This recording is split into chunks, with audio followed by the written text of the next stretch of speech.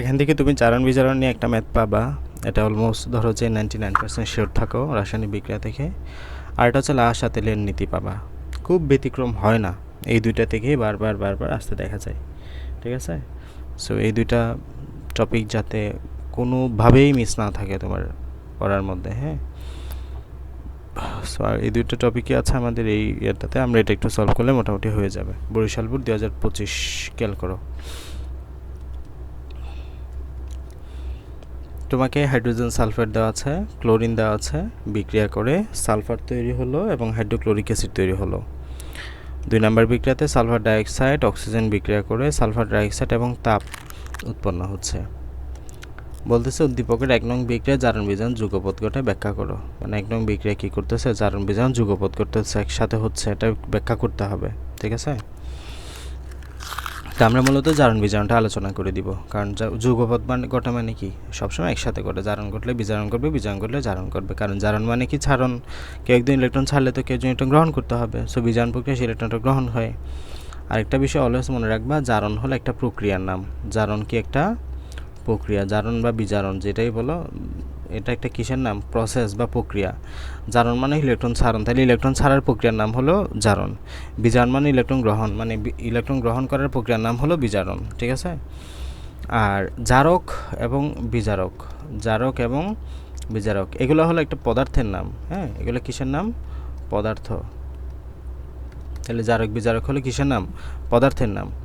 আর জারিত হওয়া, বিজারিত হওয়া, জারিত হওয়া, জারিত মানে অবস্থা, বিজারিত মানে অবস্থা, একটা অবস্থা বোঝাচ্ছে এটা। হ্যাঁ, অবস্থা। তাহলে আমি যদি তোমাকে বলি জারণ মানে হলো ইলেকট্রন ছাড়ন, বিজারণ মানে হলো ইলেকট্রন গ্রহণ, আমরা তো এটা জানি তাই না, জারণ মানে হলো ইলেকট্রন ছাড়ন। আর একটা বিষয় মনে রাখবা, যে ইলেকট্রন ছাড়ে সে মূলত বিজারক, উল্টাভাবে যে ইলেকট্রন ছাড়ে সে মূলত বিজারক। তাহলে বিজারক জারণ প্রক্রিয়ায় জারিত হয়।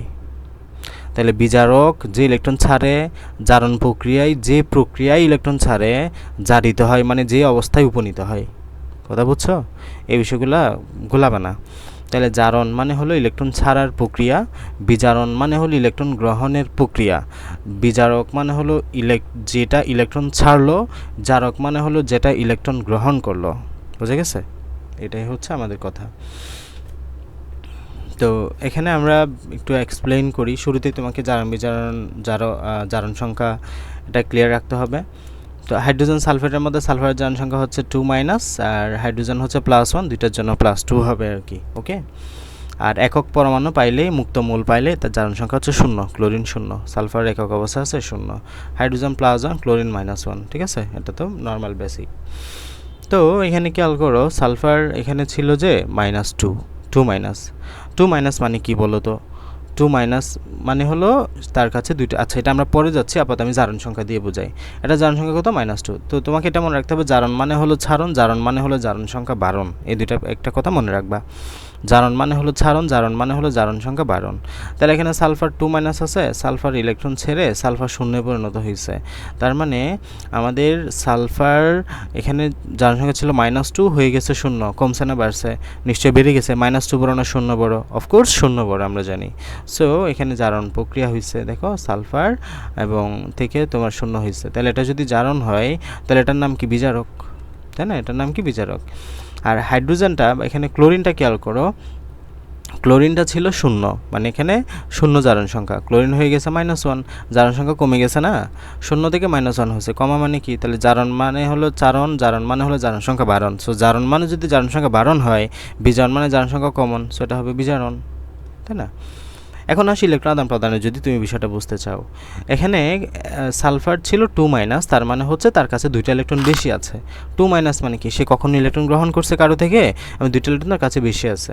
সালফার 0 মানে কি, তার কাছে বেশিও নেই কমও নেই, তার মানে তার কাছে বেশি থাকা দুইটা ইলেকট্রন সে কারোর নিশ্চয় দিয়ে দিছে, যার জন্য সে S0 হয়ে গেছে।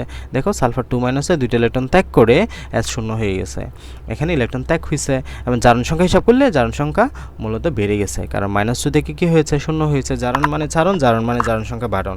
দেখি ইলেকট্রন ছাড়ছে এবং জারণ সংখ্যা বাড়ছে, দুইটা ঘটনা দিয়ে আমরা বলতে পারি এটা কি প্রক্রিয়া, জারণ প্রক্রিয়া। ওকে, এবার আসো বিজারণ প্রক্রিয়াতে। বিজারণ প্রক্রিয়াতে এখানে ছিল ক্লোরিন, সুন্দর রেখাভাবে ছিল, বাট এখানে হয়ে গেছে -1। সো জারণ সংখ্যা কমছে না, জারণ সংখ্যা কমলে আমরা জানি বিজারণ হয়। এছাড়াও ক্লোরিনের মধ্যে এখানে শূন্য আছে, উপরে শূন্য মানে হলো তার জারণ ইলেকট্রন সংখ্যা বেশিও নাই, ইলেকট্রন সংখ্যা কমও নাই, বাট এখানে ইলেকট্রন সংখ্যা -1 হয়ে গেছে। তার মানে ইলেকট্রন সংখ্যা এখানে কি হয়েছে, সে ইলেকট্রন সংখ্যা -1 মানে কি, সে ইলেকট্রন সংখ্যা এখন বেশি আছে না, একটা মাইনাস থাকা মানে কি নিশ্চয় গ্রহণ করছে, গ্রহণ করলে তো আমরা জানি মাইনাস হয়। তো যার কারণে এখানে আমরা দেখতে পাচ্ছি ইলেকট্রন সংখ্যা বেশি আছে। তো এখন 0 থেকে -1 হওয়া মানে হলো ইলেকট্রন গ্রহণ করা, ইলেকট্রন গ্রহণ করা মানে বিজারণ প্রক্রিয়া, তাই না? ইলেকট্রন গ্রহণ মানে বিজারণ প্রক্রিয়া, এটা আর কি। জারণ মানে ছাড়ন, জারণ মানে জারণ সংখ্যা বাড়ন, এই কথাটা দিয়ে জারণ হলে বিপরীত কথা দিয়ে বিজারণ হবে, এটা একটু মনে রাখলেই হবে। সেভাবে করে আমরা দেখব জারণ হলে বিজারণ হবে, কারণ এখানে সালফার যদি 2টা ইলেকট্রন ত্যাগ না করতো, ক্লোরিন 2টা ইলেকট্রন গ্রহণ করতে পারতো, নিশ্চয়ই না। সো জারণ হলেই অবশ্যই বিজারণ হবে। এই জন্য আমরা বলছি জারণ বিজারণ অলওয়েজ কী হয়, যুগপৎ ঘটে, কারণ জারণ প্রক্রিয়া না হলে বিজারণ প্রক্রিয়া সংঘটিত হবে না। ওকে, বুঝছো কি না জারণ বিজারণ?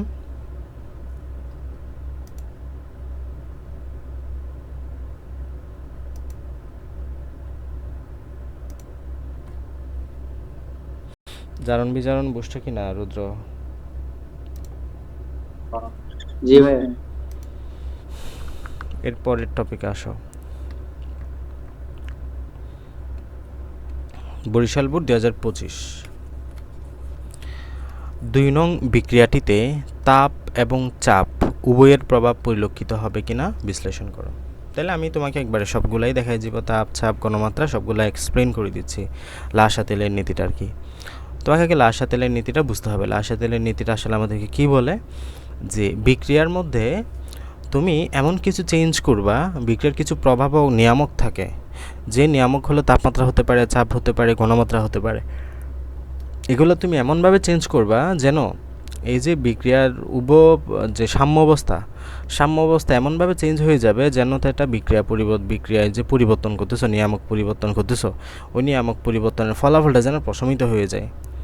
মানে হলো সাম্যাবস্থা মানে কি? সাম্যাবস্থা মানে হলো উভমুখী বিক্রিয়ার এমন একটা অবস্থা, যে অবস্থায় বিক্রিয়ক যতটুকু বিক্রিয়া করে উৎপাদ তৈরি করতেছে, সেম পরিমাণ উৎপাদ বিক্রিয়া করে আবার বিক্রিয়কে পরিণত হয়, তাই না? আমরা এটা কোথায় আলোচনা করতেছি? উভমুখী বিক্রিয়ায়। উভমুখী বিক্রিয়া মানে কি? বিক্রিয়ক বিক্রিয়া করে উৎপাদ পরিণত হচ্ছে, আবার অন দ্য আদার হ্যান্ড উৎপাদ বিক্রিয়া করে বিক্রিয়কে পরিণত হচ্ছে। সো এখানের মধ্যে তুমি যদি এমন একটা কন্ডিশনে চলে আসো যে তোমার বিক্রিয়ক বিক্রিয়া করে যেমনটা উৎপাদ তৈরি হচ্ছে, আবার উৎপাদ বিক্রিয়া করে বিক্রিয়কে পরিণত হচ্ছে, তাহলে এটা উল্টাভাবে ঘটাইলে তাহলে কী হবে, এটাকে আমরা বলবো তোমার মানে যতটুকু বিক্রিয়ক বিক্রিয়া করে উৎপাদ পরিণত হচ্ছে, ততটুকু উৎপাদ বিক্রিয়া করে আবার বিক্রিয়কে পরিণত হয়ে যাচ্ছে। একই তোমার বাইরে থেকে দেখে মনে হবে যেন বিক্রিয়াটি স্থির, বাইরে এখানে কোনো বিক্রিয়াই হচ্ছে না, বাইরে থেকে দেখে এমনটাই মনে হবে। সো এই কন্ডিশনটাকে আমরা বলবো তোমার উপমুখী বিক্রিয়ার সাম্য অবস্থা। ওই সাম্য অবস্থায় তুমি যদি এখানে কিছু একটা চেঞ্জ করে দাও, তাহলে ওই চেঞ্জ করাটা বিক্রিয়াটাকে এমনভাবে মেকানাইজ করবে যেন বিক্রিয়ক হয়তো বিক্রিয়ক বেশি বিক্রিয়া করে উৎপাদ তৈরি করা শুরু করবে, না হয় উৎপাদ বেশি বিক্রিয়া করে বিক্রিয়ক তৈরি করা শুরু করবে। তবে সাম্য অবস্থার কোনো চেঞ্জ হবে না, সাম্য অবস্থাটাকে স্থিতিশীল রাখার চেষ্টা করবে, কথা বুঝছো? তবে উৎপাদ এবং বিক্রিয়কের পরিমাণটা বাড়াই দিবে যেন সাম্য অবস্থা স্থিতিশীল থাকে, ঠিক আছে? তো আমরা এখানে তাপের প্রভাব আলোচনা করি, চাপের প্রভাব আলোচনা করি। সো তোমাকে যদি বলা হয় তাপের প্রভাব আলোচনা করো, আমি তোমাকে অলওয়েজ একটা কথা বলবো, যে তোমাকে যেভাবেই বলুক তুমি জাস্ট একটা বিষয় মনে রাখবা, যেখানে যা হচ্ছে মানে বিক্রিয়ায় যেটা হচ্ছে তার ঠিক উল্টা কাজটা করলে বিক্রিয়া অলওয়েজ সামনের দিকে যাবে। এটা বিষয়টা মনে রাখলেই তোমার তেলের নীতি একদম ক্লিয়ার হয়ে যাবে। বিক্রিয়ায় যেটা হচ্ছে তার ঠিক উল্টা কাজটা করলে বিক্রিয়া অলওয়েজ সামনের দিকে যাবে, এই কথাটা মনে রাখলেই কাজ শেষ। আবারও বলছি, বিক্রিয়ায় যেটা হচ্ছে তার ঠিক উল্টা কাজটা করবা। দেখো আমাদের এখানে তাপমাত্রা যদি আমরা আলোচনা করি, এখানে আমরা ডেলএস নেগেটিভ পাইছি। ডেলএস নেগেটিভ মানে হলো তাপ উৎপাদী বিক্রিয়া, এখানে তাপ তৈরি হচ্ছে, তাহলে আমরা তাপমাত্রা কমাবো, বিক্রিয়া সামনের দিকে যাবে। এই যে বললাম বিক্রিয়া যেটা হচ্ছে তার ঠিক উল্টা কাজটা করো, এখানে তাপ উৎপাদী বিক্রিয়া, তুমি তাপ কমাও, বিক্রিয়া সামনের দিকে যাবে। বুঝতে পারছো কি না? এটা যদি তাপ হারি বিক্রিয়া হতো তাহলে তুমি তাপ বাড়াবা, বিক্রিয়া সামনের দিকে যাবে। বুঝছো? মানে যেটা হচ্ছে তার ঠিক উল্টা। তাহলে আমরা এখানে কিসে আলোচনা করতেছি? এই বিক্রিয়ার জন্য। এই বিক্রিয়া একটা তাপ উৎপাদী বিক্রিয়া। তাপ উৎপাদী বিক্রিয়ার জন্য যেহেতু তাপ উৎপন্ন হচ্ছে, উল্টা কাজ, তুমি তাপ কমাও, বিক্রিয়া সামনের দিকে যাবে। তাহলে বলো তাপ কমাইলে যদি বিক্রিয়া সামনের দিকে যায়, তাপ বাড়াইলে বিক্রিয়া পিছনের দিকে যাবে, সামনের দিকে যাওয়া মানে কি, আমরা জানি উভয়মুখী বিক্রিয়ায় দুটো পোর্শন থাকে, একটা হলো সম্মুখী বিক্রিয়ার হার, একটা পশ্চাৎমুখী বিক্রিয়ার হার। সম্মুখী বিক্রিয়া মানে হলো বিক্রিয়ক বিক্রিয়া করে উৎপাদ উৎপন্ন হওয়া, পশ্চাৎমুখী বিক্রিয়া মানে হলো উৎপাদ বিক্রিয়া করে বিক্রিয়কে পরিণত হওয়া। সো আমাদের সামনের দিকে যাওয়া মানে হলো বেশি বেশি বিক্রিয়ক বিক্রিয়া করে বেশি পরিমাণ উৎপাদ তৈরি করতেছে, ঠিক আছে। আর উৎপাদ বিক্রিয়া করে বিক্রিয়ক পরিণত হওয়ার হারটা তখন কমে যায় কার চাইতে, সম্মুখীর চাইতে। এই জন্য বলতেছি বিক্রিয়া সামনের দিকে যাওয়া মানে হলে বেশি পরিমাণ উৎপাদ পাওয়া, কথা বুঝছো? আর চাপের প্রভাবটা আমরা কীভাবে বুঝবো? চাপের প্রভাবটা বোঝার জন্য তোমাকে কয়েকটা ফ্যাক্টরের বিষয় মাথায় রাখতে হবে। প্রথম কথা হলো সবগুলা বিক্রিয়ক উৎপাদ সবগুলাই গ্যাসীয় হতে হবে। সবগুলা কী হতে হবে? গ্যাস। যে কোনো একটাও যদি গ্যাস না হয় তাহলে এখানে চাপের প্রভাব থাকবে না। দ্বিতীয় কথা হলো উৎপাদ এবং বিক্রিয়কের মধ্যে মোল সংখ্যার পার্থক্য থাকতে হবে।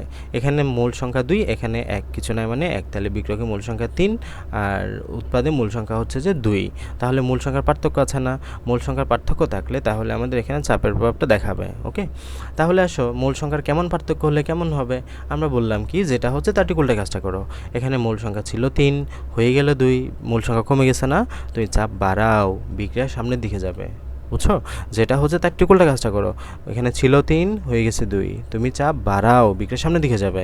ধরো যে এখানে 4 হয়ে গেছিলো, আন্দাজে ধরলাম আর কি, তাহলে 4 যদি হয় মূল সংখ্যা বেড়ে গেছে না, তাহলে তুমি চাপ কমাও, বিক্রিয়া সামনের দিকে যাবে। ওকে, তাহলে যেটা হচ্ছে তার ঠিক উল্টা কাজটা করলে আমাদের এটা আলোচনা করতে পারবো। এই কথাটা এখানে লিখতে পারলে সুন্দর মতো তোমার কাজ শেষ। ওকে, বুঝছো কি না লাশা তেলে নিতে?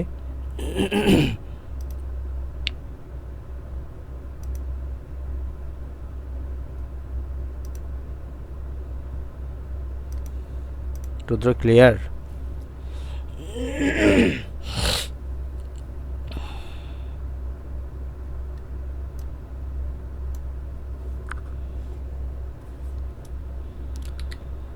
হ্যাঁ রুদ্র, বুঝছো কি না?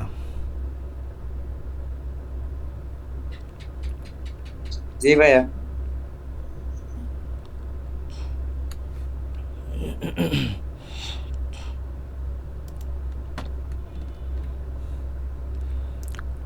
এরপরে আর কি করবা এখানে?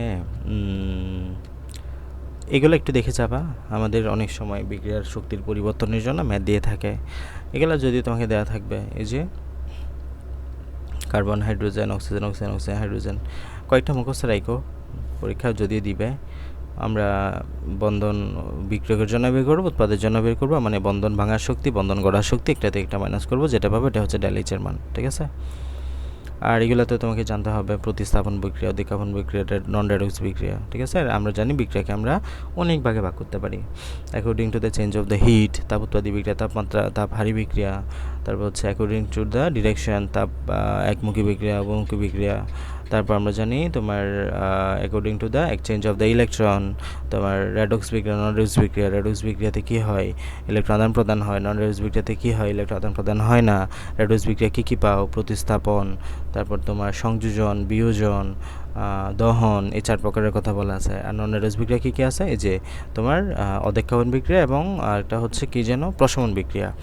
সো এইগুলা পরীক্ষা আসবে, এই সামারিগুলো তোমার একদম মাথায় থাকতে হবে। হ্যাঁ, বইটা ভালো মতো করে পড়বা, এগুলো বইয়ে পড়াইছিলাম। মোটামুটি বাকিগুলো আমাদের নর্মাল কথাবার্তায়, এগুলো আশা করি যে পারবা তুমি, কঠিন না। এই যে জারণ বিক্রিয়া, বিজারণ বিক্রিয়া দেখো, এখানে আমাদের ম্যাগনেসিয়াম ছিল 0, এখানে ম্যাগনেসিয়াম হয়ে গেছে 2+, তাহলে বলো জারণ সংখ্যা বাড়ছে না? তাহলে জারণ সংখ্যা বাড়া মানে কি? জারণ। এই যে দেখো জারণ বিক্রিয়া, তাহলে এটা কি? বিজারক। অক্সিজেন ছিল 0, হয়ে গেছে -2, তার মানে জারণ সংখ্যা কমছে না, তার মানে এটা কি? বিজারণ বিক্রিয়া, এবং এটা কি? জারক, ঠিক আছে। শেষ, জারণ বিজারণ বিক্রিয়া। আর একটু যদি আমরা ইলেকট্রন আদান প্রদান দিয়ে বুঝতে চাই, এখানে ম্যাগনেসিয়াম ছিল 0, মানে ইলেকট্রন বেশিও নেয় কমও নেয়, হয়ে গেছে +2। তাহলে 2+ কখন হয়? যখন যে ইলেকট্রন ত্যাগ করে। আমরা জানি যখন কেউ ইলেকট্রন ত্যাগ করে তখন ঘটনাটা হয়, +2 হয়। তাহলে নিশ্চয়ই জারণ মানে ছাড়ন, এই যে ইলেকট্রন ছাড়ছে এই জন্য ম্যাগনেসিয়াম 2+এ পরিণত হয়েছে। অক্সিজেন 0, মানে ইলেকট্রন বেশিও নেয় কমও নেয়, বাট কিসে পরিণত হলো? অক্সিজেন 2- পরিণত হলো। তার মানে যার ইলেকট্রন সংখ্যা গ্রহণ করছে, সেই ইলেকট্রন গ্রহণ করছে, এটা হচ্ছে বিজারণ। ওকে,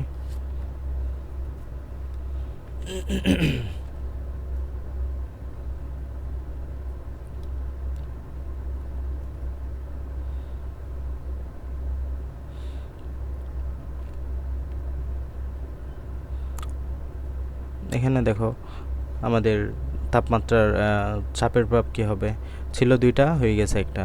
চাপ আমরা যদি এখানে অনুসংখ্যা কী হয়েছে, কমছে না, অনুসংখ্যা যদি কমে তাহলে এখানে আমাদের অনুসংখ্যা কমছে, চাপ বাড়াইলে বিক্রিয়া সামনের দিকে যাবে, ঠিক তাই না? চাপ কমাইলে বিক্রিয়া পিছনের দিকে যাবে। ঠিক আছে, কি আলোচনা করবো এটা সেমভাবে। গণমাত্রার প্রভাব মানে কি, বিক্রয়কে গণমাত্রা বলে উৎপাদ বাড়তে থাকবে, উৎপাদে গণমাত্রা বলে বিক্রয় বাড়তে থাকবে। ঠিক আছে, উপরেরটা আবার আমাদের জারণ বিজারণ বিক্রিয়া। এই মোটামুটি এই বিষয়গুলো সলভ করলেই, টাইপগুলো সলভ করলে আশা করছি যে কমন পাবে, যে তাপমাত্রার প্রভাব, চাপের প্রভাব, প্রবাহের প্রভাব, গণমাত্রার প্রভাব। এই আল্লাহর সাথে এলে নীতিতে প্রভাবের প্রভাব আলোচনা করার দরকারই নেই, দরকার নেই। প্রভাবক এখানে আহামরি রোল প্লে করবে না। হ্যাঁ, এটা আলোচনা করার দরকার নেই। আল্লাহর সাথে এলে নীতিতে তিনটা, তাপ, চাপ, গণমাত্রা, তিনটা আলোচনা করবা। বলো, আর কোনো জায়গায় সমস্যা থাকলে বলতে পারো।